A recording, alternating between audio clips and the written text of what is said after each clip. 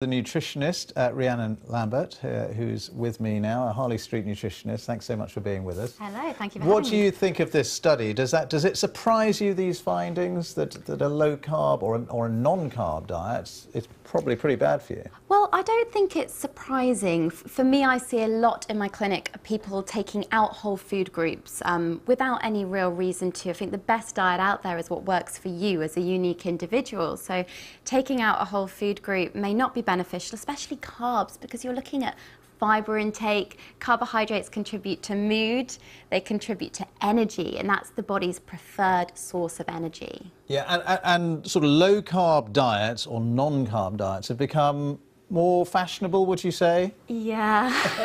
Why is that? I think there's a lot in the media, especially, of people following these different types of diets, and ultimately people following a low-carb diet tend to have the same results as people following a low-fat diet.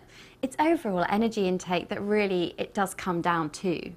But cutting out your carbs superficially, it may make you feel better, and it may make you feel a bit slimmer as well, is that right? In the short term, if you make any change to your diet and you're taking something out, you will see a difference. Now the problem is consistency and long-term diets, and of course the type of carbs. So carbohydrates are also found in vegetables and fruit. That's forgotten about a lot of the time.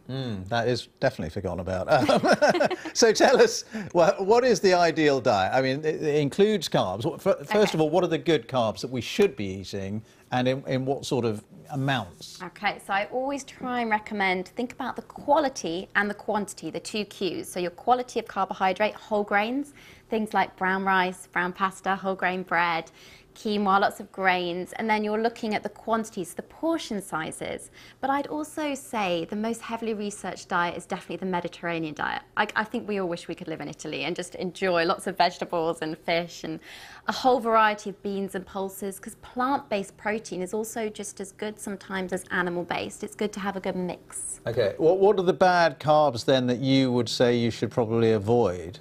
I think instead of saying bad carbs, it's talking about having them in smaller amounts. Things like white bread, try and have more brown than white, but having it every now and again isn't going to hurt. Just like pasta, we all love some pasta, but we really do need to look at the portion and how often we're having it. Perhaps don't have white pasta every single day. Mix it up a little bit and get a lot of variety. And are many people following that, do you think? Having a varied diet, a balanced diet, eating everything in moderation, or are most of us still getting it wrong? I think it's very, very confusing for people. I think in magazines, on TV shows, social media now, people are pedal pushing special diets, you know, paleo diets, Atkins diets, low-carb diets, and therefore we see someone achieving something with one type of diet and we think, oh, I'll try that. It must work for me too. They're sort of faddy diets, aren't they? Yeah, it gets confusing. So I don't think, unfortunately, the message is getting out there to the level that we'd like. All right, well, good to talk to you. Thank you so much for all your analysis and advice. Rhiannon Lambert there, Harley Street nutritionist. Thanks for your time.